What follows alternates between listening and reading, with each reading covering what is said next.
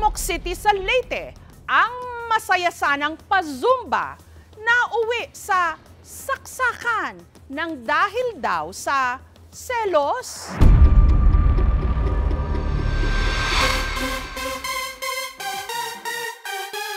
Ang mga senior citizen sa Ormoc City sa Leyte na gustong gumalaw-galaw at magpapawis. Sa plazang ito ang takbuhan. Tuwing umaga kasi, meron ditong libreng pa-Zumba.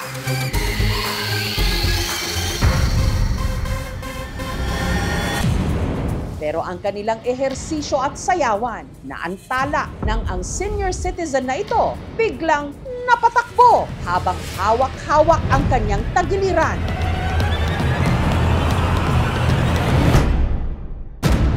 Ang matanda kasi, sinaksak. Kaila to mo ya? Naku, kinabahan talaga ako. Tsaka natakot talaga ako. Nakala ko, ma'am, nagjo-joke lang. Pagtakbo ni Kuya, meron ng 2 spot na dugo. Ang umunday ng saksak kasi sa lalaki na isa ring senior citizen, tinangkapang habulin ang biktima. May dala siyang baril. 38 caliber yun, ma'am. Natakot ako, pero gusto ko po makuha yung video. At least may ebidensya. Yun nga lang, dahil sa sobrang kaba, hindi raw tuluyang nai-record ni Liza sa camera. Akala ko tuloy-tuloy yung pagkuha ko, naputol na pala. Nakapag-video na lang daw ulit siya nung ang suspect umiskapo na. Kaila to mo ya? Habang ang biktima may tagas na sa tagiliran. Nung naglalakad na siya, malakas na yung dugo, umaagos na dito sa likod. Kaila to mo? Sus! Pagkarating sa kalsada, ang biktima sumakay sa motor. Ormoc dog talang dito. Pero bakit ang Zumba nauwi sa saksakan at habulan? Nangangamba talaga kami sa seguridad namin. Isang linggo matapos ang pananaksak, balik Zumba na sa plaza. Siyempre, may takot pero meron naman kaming naisip din na wala naman kaming kasalanan. Pero ang biktima na itago natin sa pangalang Leo, hindi pa rin daw ulit nakakasayaw. Nagpapagaling pa rin sa tinamo niyang mga saksak. Si Leo, isang dating security guard. Mula taong 2017, naging ehersisyo na raw nila ng kanyang misis ang pagzuzumba sa plaza tuwing weekend. Pag walang trabaho, papunta ko doon kasi pawis lang ba. Habang sumasayaw si Leo umaga nitong August 17, bigla siyang napahinto. May naramdaman ako, may sakit sa likuran ko. Nasaksak na pala siya sa kanyang tagiliran. Nagulat kasi wala akong kaway. Namilingon ako. Pagharap ko, nakita ko siya. Bumunot siya ng baril. Tatakbo ako patungo sa city stage kasi may mga pulis doon. Humabol pa siya. Pagkatapos, sumigaw na, pulis, gidunggab si kuya. Nung nilapitan na raw ng pulis si Leo, ang suspect umeskapo. Tuminto siya, lalakad lang siya doon sa motor. Itajog ko. Nung nasiguradong wala na ang suspect, ang na-videohan na lang ni Liza, si Leo na nooy naglalakad na ng duguan. Fighting spirit na lang yung sa akin. Ormoc dog talang dito. Nagpatid ako sa motor. Nagpunta ko sa emergency room. Nagtamo ng sugat sa kaliwa niyang tagiliran at likod, si Leo. Mababaw lang ang na-create na sugat. Hindi siya yung malalim para mag-cause ng pagkasira o rupture ng vital organs. Masyado man daw mabilis ang mga pangyayari. Nakita raw ni Leo kung sino ang sumaksak sa kanya. Lumingon ako. Siya ang nakita ko. At kilala niya raw ito. Kung nalaman namin ang pangalan at kung saan nakatira, nagkandak agad kami ng hot pursuit. Nung mahuli namin siya, ang na-recover namin sa kanya is yung ginamit niyang patalim at saka yung dala niyang baril na .38 caliber revolver. Ang suspect nakapiit ngayon sa Ormoc City Police Station. Itago natin siya sa pangalang Ron, 72 anyos, dating miyembro ng PC o ng Philippine Constabulary. Inamin ng suspect na pinagtangkahan niya ang buhay ni Leo at ang nagtulak daw sa kanya para saksakin ito, selos. Si Leo, dating security guard daw sa pinasukang opisina ng misis ni Ron na itago naman natin sa pangalang Elsa. Sa tuwing pumupunta raw si Ron sa opisina ng kanyang misis, pakiwari niya, may namamagitan kina Elsa at Leo. May isang beses pa raw na sumakay ang kanyang misis sa motor ni Leo. Kita ko mo ang kasang kawa. Nabiyan mo, huwag gagawin ka sa kajetit, maniyak yan, hindi ko iniwalay. Ano yung nakita ko doon? Dahil dito, si Ron, hindi na raw nakapagtimpi. Kinompronta niya si Elsa. Magsisinungaling ka pa? Wala rin relasyon. Oh, saan ka pumunta? Kahit sinong tao doon basta preto rin, mas para mo for life sa ready. Nagantay lang ko ng time, identity. Hanggang sa pinuntahan ng araw niya si Leo sa plaza, kung saan ito nagzuzumba at walang kung ano-ano. Pag diin na yung piningin ko, wala ka ng kitsit. Bawas na ko eh. Nagati naman. Hindi naman itinatanggi ni Leo na magkaibigan nga sila ng misis ni Ron na si Elsa. Pero hindi raw totoo ang mga hinala ni Ron. Wala naman siyang ebidensya nga nagano kami sa asawa niya. Wala rin daw katotohanan na minsan nang umangkas si Elsa sa kanyang motor. Ang asawa ko magangkas ng motor, hindi na asawa niya. Sinubukan naming kunan ng pahayag ang misis ni Ron na si Elsa, pero tumanggi ito. Pagpatawa na lang pwede. Hindi ko pa yun matanggap. Traitor yan nga tao. Kaya ngayon hindi ako ng tawad sa kanya. Nagsampa kami ng kaso. Ang naisampa naming kaso is frustrated murder at saka yung violation ng RA 10591, yung illegal possession ng firearms. Ito ay may kaukulang parusa ng pagkakakulong mula 12 taon at 1 araw hanggang 20 taon. Siya din ay pagbabayarin ng danyos sa pagpapagamot at pagpapagaling ng biktima. At dahil nakitaan sa video na meron siyang dalang baril, siya din po ay mananagot sa paglabag sa Comprehensive Firearms and Ammunition Regulations Act. Ito ay may kaukulan ding parusang pagkakakulong ng 8 taon hanggang 10 taon. Ito naman po ay bailable. Para sa akin, wala na yung mga ganyan, mga silos-silos. Kailangan na natin ngayon, healthy na lang tayo, magsumba lang tayo. Isipin mo muna ng marami kung tama ba yung ginagawa mo. Matanda na tayo dapat enjoy na lang sa life. Hindi maganda? Anong wala? Sa ganito kasing katagal na sitwasyon, nagkakaroon ng kasawaan, mas tumitingkat yung pagkakaiba ng bawat isa. So napaka-importante na meron tayong tinatawag na emotional check. Ang selos, ang batayan nito, actually, kung gaano katatag yung samahan ninyo. Kapag hindi natin na-facilitate yung open communication, kadalasan, sumasabog yung tao Mas kinakailangan patatagin talaga yung ugnayang emosyonal ng bawat isa. Sa sayaw ng anumang relasyon, may hakbang ng tiwala, may indayog ng pang-uunawa. Pero oras na namagitan na ang selos. Ang sayaw nawawala sa tiyempo. At ang ending, ang ating mga puso, hindi lang sugatan. Kaila to ni mo ya? Duguan pa.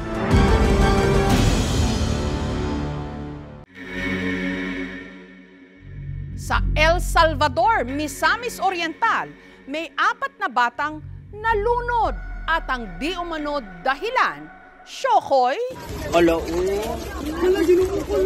dala ang kanilang mga flashlight. Sinuyod ng mga tiga-barangay poblasyon ang napakadilim na dalampasigang ito sa El Salvador City, Misamis Oriental.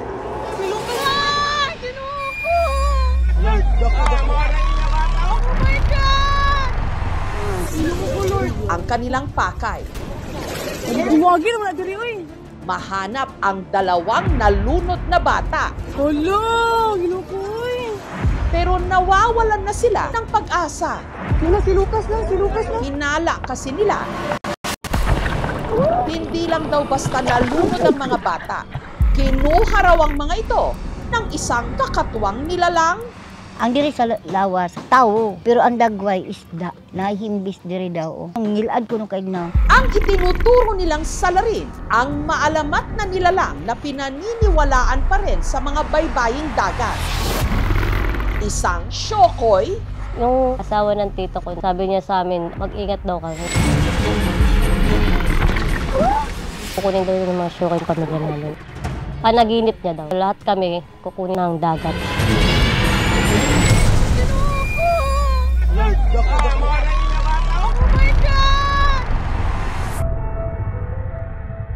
Ang 2 batang nilamon ng dagat, mga anak ni Angelica, si Nayana, 5 years old, at si Lucas, 2 years old. Hindi raw sila pinayagang maligo sa dagat kahit ilang hakbang lang ang layo nito sa kanilang bahay. Lagi silang magkakasama, hindi sila naghiwalay. Yun lang talaga, yung araw na yun na wala silang paalam.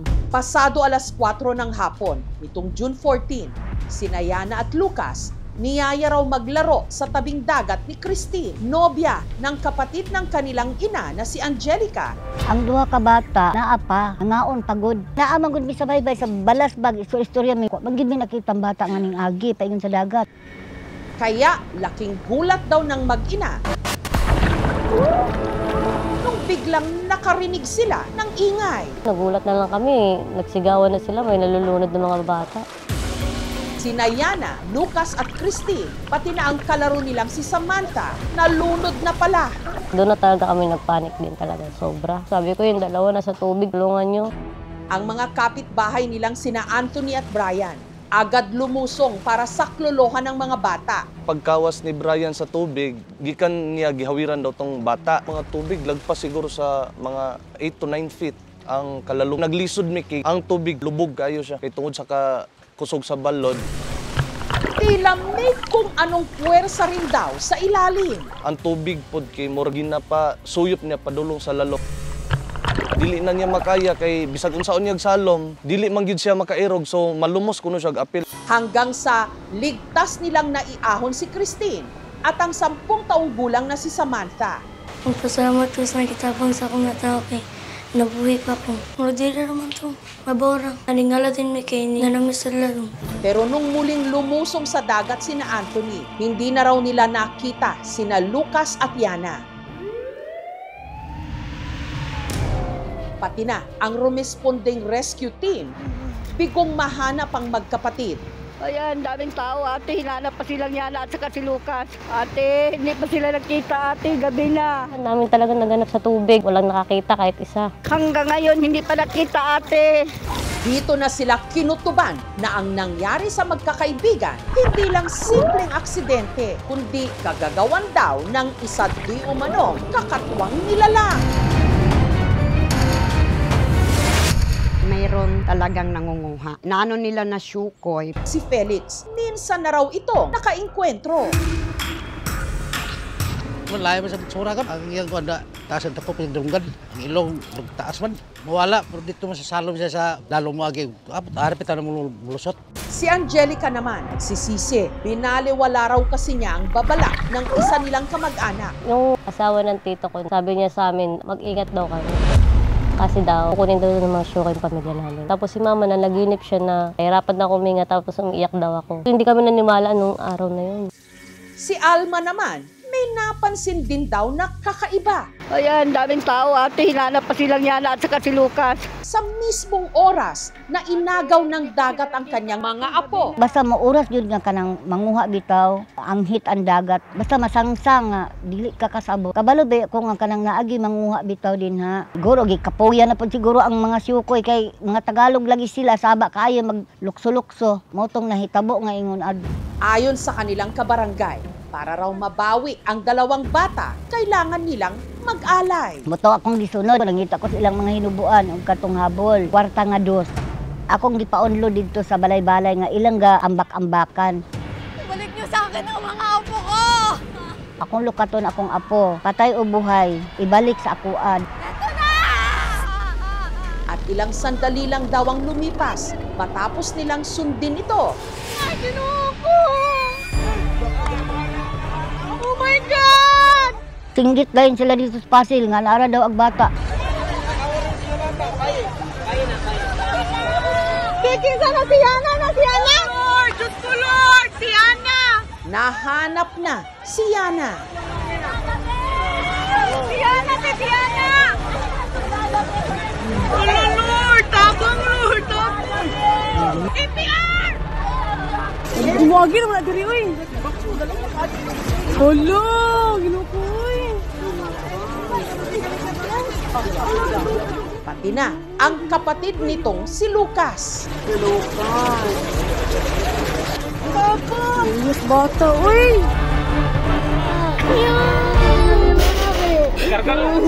Grabing hilak yun na ako. Bakit nalunod ang dalawang bata? Ay, ginuko! Trahedya nga lang ba ito ng dagat? Baka nga na-shock yung anak ko. O totoo nga bang may halimaw na nangunguha ng bata? Bigla na yung isang lumutang. Tuklasin natin ang hiwagang itinatago ng dagat sa Misamis Oriental. Sa aming pagbabalik.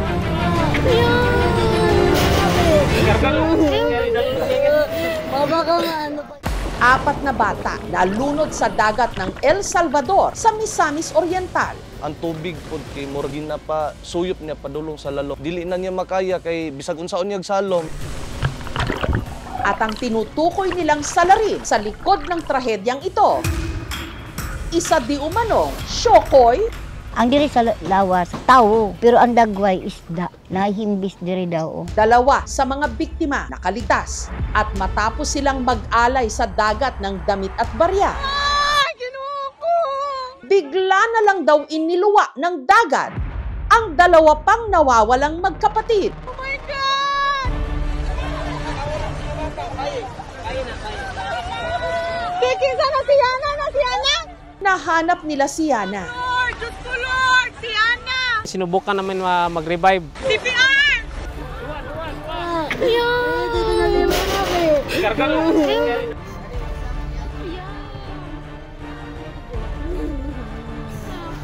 Ano ba nangyari yan?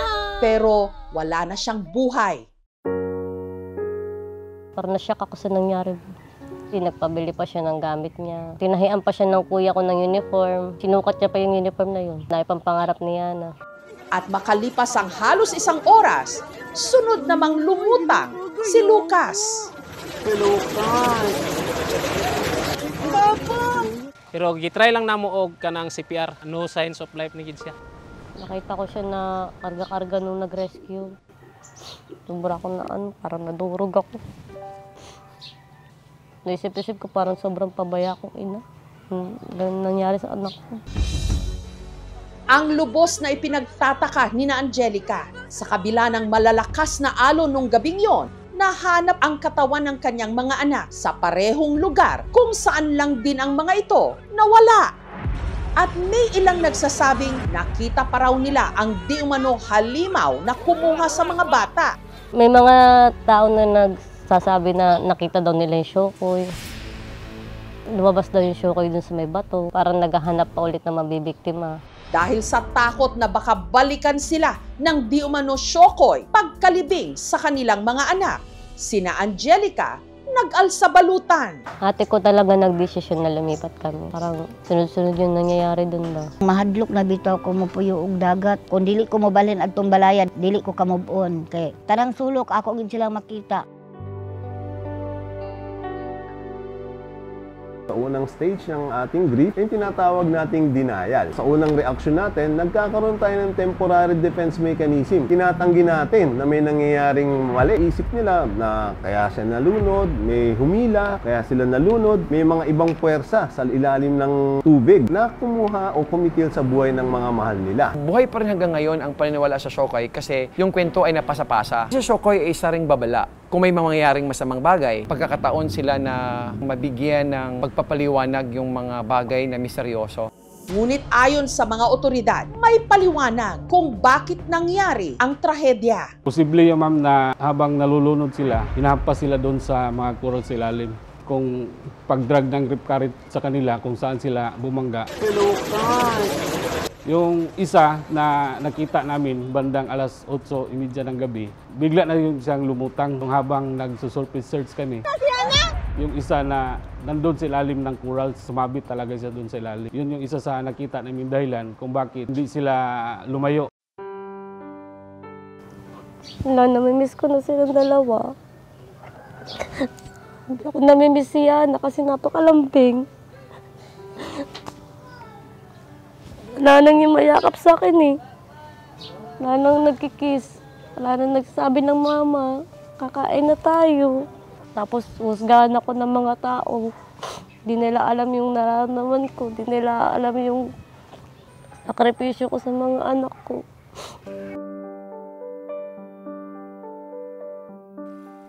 Sa bawat hampas ng alon, may mga buhay na inuukit ng dagat at may mga lihim na kailanman hindi rin isinusuko ng karagatan. Oh my God! Pero hanggang kailan ba natin ipapasa ang mga kwento-kwento o mga alamat? Hala! Ginukoy! Sa mga trahedyang pwede naman sanang naiwasan.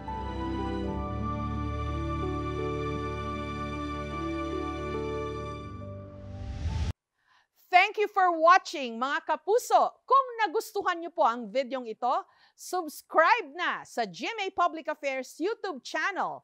And don't forget to hit the bell button for our latest updates.